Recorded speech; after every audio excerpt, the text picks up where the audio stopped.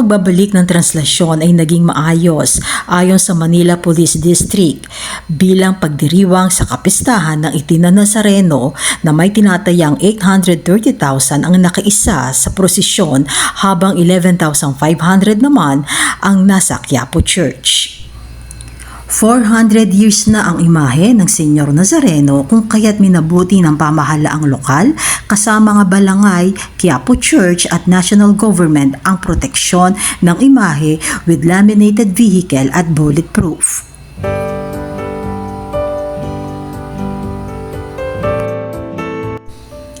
Ating pakinggan ang iba pang detalye kay Police Lieutenant Felipe Mendoza Jr., team leader ng Palma Street, Quiapo. Sir, kamusta po ang katiwasayan ng inyong area mula po na nagsimula ang selebrasyon ng fiesta ng Poong Nazareno?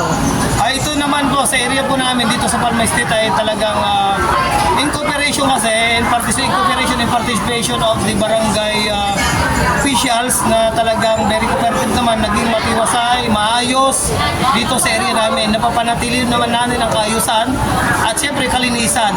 At importante yung magampanan natin ang trabaho natin, the safety and security itong mga sumama dito po sa Quiapo celebrations.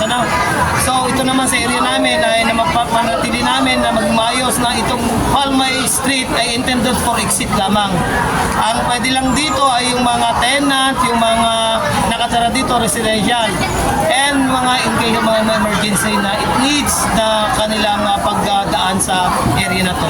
Then kung mga seniors na may kapansanan na we give it consideration. Okay.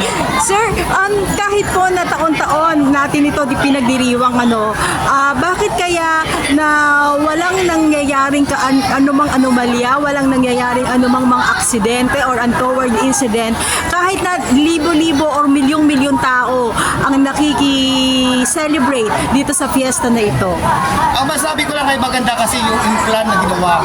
Talagang orderly and organized na talagang yung lahat ng mga interagency nagkaroon ng coordination sa kairo ng kanilang tasking, and our part as a PNP, we ensure na talagang una deployment namin ay talagang may kakayahan na para at least mapanatili ang kaligtasan ng bawat isa na umaten sa mga ganyung activity.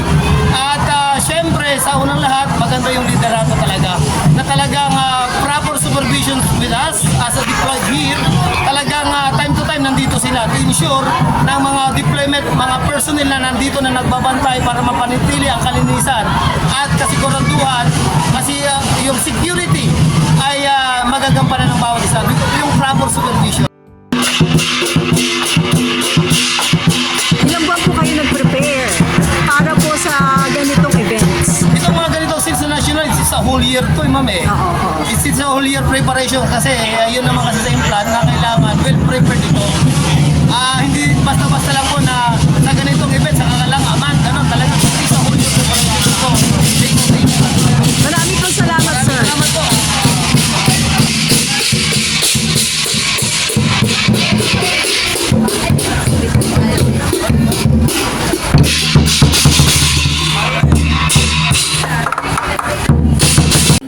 Atin naman ngayong pakinggan ang masasabi ng isang deboto.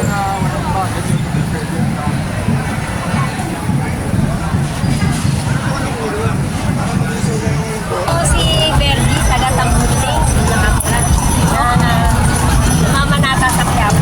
Okay, nanay, maitanong ko lang po, ano po ang nagagawa na inyong panata dito sa Quiapo every year sa ating mahal na Poong Nazareno?